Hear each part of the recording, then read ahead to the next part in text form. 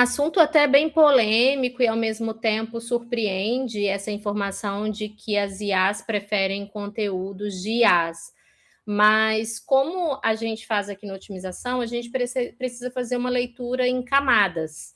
Né? Primeiro, a gente tem uma informação, que são alguns estudos mostrando exatamente isso, que as IAs elas tendem a preferir esse conteúdo de IA, mas isso se conecta diretamente até com o que você trouxe. A gente, até determinado tempo, a gente usava basicamente o blog como um depositório de conteúdo e qualquer conteúdo servia. E aí, qual que é a consequência que a gente tem disso hoje? Não é qualquer conteúdo que serve, não é qualquer conteúdo que vai te ajudar a aparecer no resultado de busca para o cliente. Então, o que eu acho que a gente tem hoje em relação aos conteúdos é exatamente o Google deu um nome para isso, né, que é o conteúdo não commodity.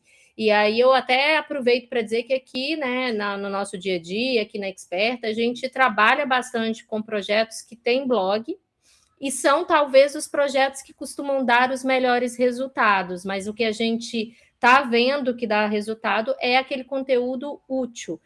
A gente sempre brinca que a gente filtra o que o Google fala, mas o Google tem falado muito sobre ponto de vista único. Então, por exemplo, a gente pode falar das receitas, que você vai trazer mais informações daqui a pouquinho. Antigamente, a gente só colocar qualquer receita, o que acontecia? Performava. Mas agora, por que não mostrar qual receita ou qual ingrediente funcionou em determinada receita?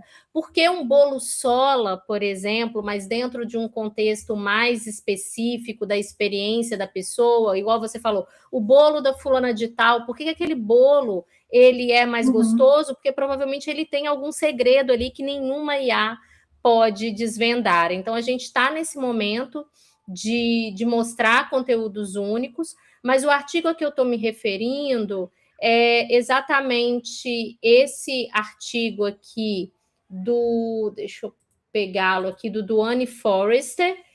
Lembrando, né, hoje a gente está num dia que a gente está falando muito de Bing, e o Duane, na verdade, ele é um ex-Bing.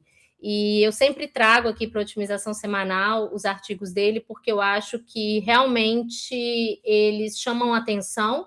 E ele trouxe essa informação, né, que os sistemas de IA, eles podem estar privilegiando aí os textos escritos por IA.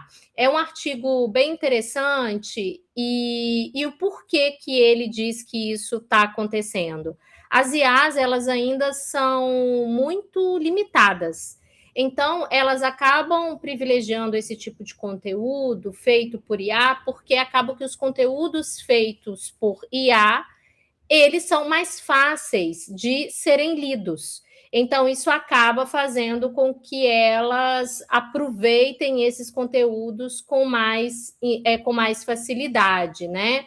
Então, é uma escrita que a gente fala que é mais previsível e que ela acaba privilegiando aí esse tipo de resposta. E aí tem um estudo uma simulação da Web Conference de 2026 agora, que testou isso na prática. E o que eles fizeram de interessante? Eles começaram a ir colocando conteúdos ali dentro, né? Primeiro com conteúdos originais, depois esse conteúdo original, ele era gerado, né?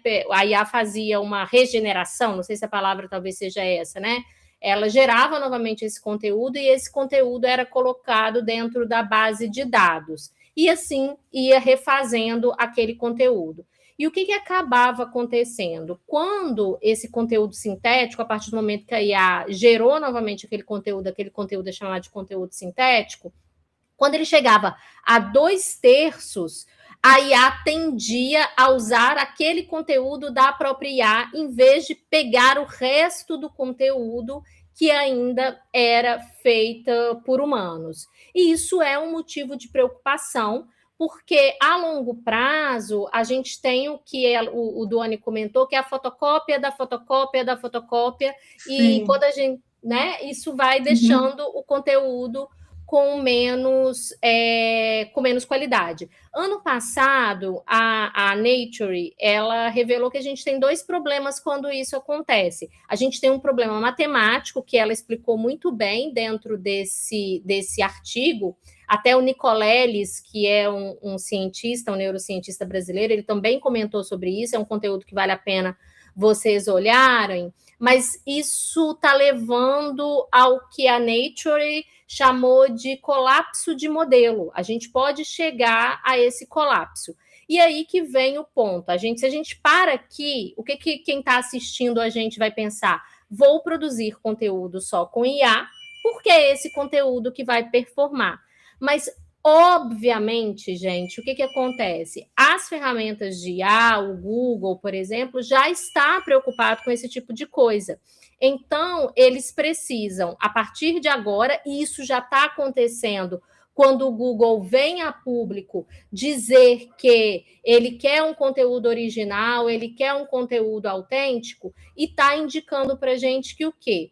Que a partir do momento que a gente começa a produzir os nossos conteúdos, a gente vai aumentando a relevância desses conteúdos e é o que as próprias plataformas vão privilegiar lá no futuro. E aí, só para a gente concluir, a gente tem uma reflexão muito interessante que foi lá no X, do David McSweeney, né, que a gente tem uma tendência aí a querer tornar os nossos conteúdos legíveis para as máquinas, né?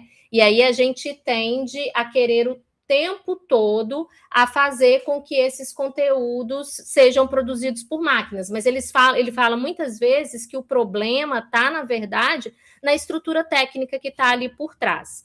Então, o que a gente conclui a partir disso? A gente conclui que quem estiver produzindo conteúdo autoral, conteúdo com dados, conteúdo relevante, vai garantir daqui para frente algum tipo de qualidade e exibição.